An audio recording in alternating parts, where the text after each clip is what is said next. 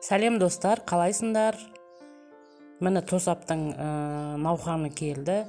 Бүгін біз шиеден түсі өзгермейтін, түсі әдемі болып шығатын, және де шие бүріспей пісетін тосап қайнататын боламыз. Видеоны соңына дейін көріңіздер. 1 килограмм шиеге 800 грамм шекер саламыз. Кастрюлемізге 200 грамм су құйып, шекерімізді салып,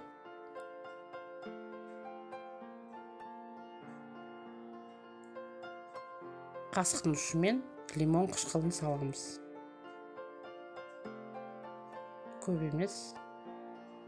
Сөйтіп қайнатамыз. 4-5 минут қайнатамыз. Содан кейін шиемізді саламыз біртіндеп.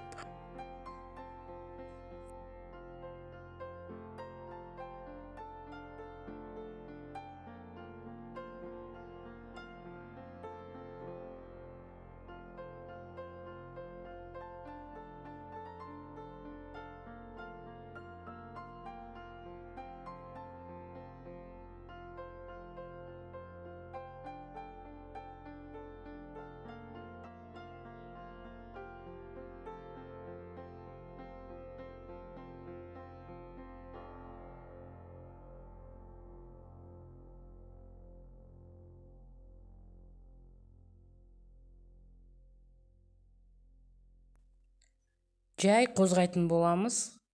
Қатты қозғалай бермеу керек, әйтпесе шиеміз езіліп кетеді.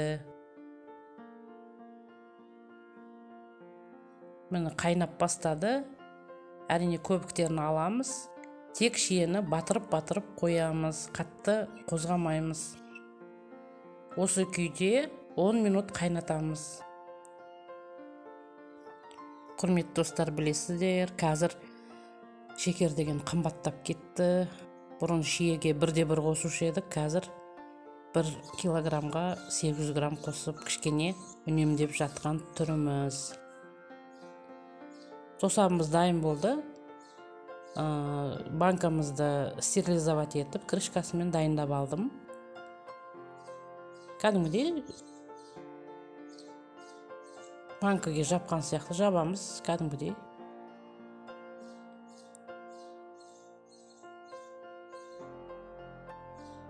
Атылып кетеді, ашып кетеді деп қорықпаңыздар.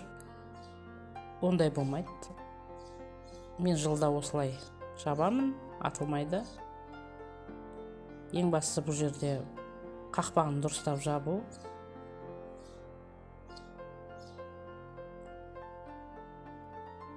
Бұл кейін қоюланады, қазір кішкене сұйықтау болып тұр.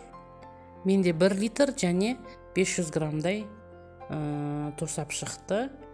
1 литрін жауып қойдым, 500 граммын. Қазір шаймен ішкенге алып қалдым.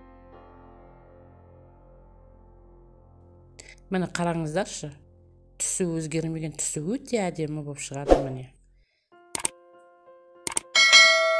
Жасап көріңіздер. Біздің каналға тіркелуді ұмытпаңыздар, қонақтар. Лайк басып, комментарий жазып кетіңіздер. Бәріңізге сәттілік. Сіздермен болған Дәмді ес каналы.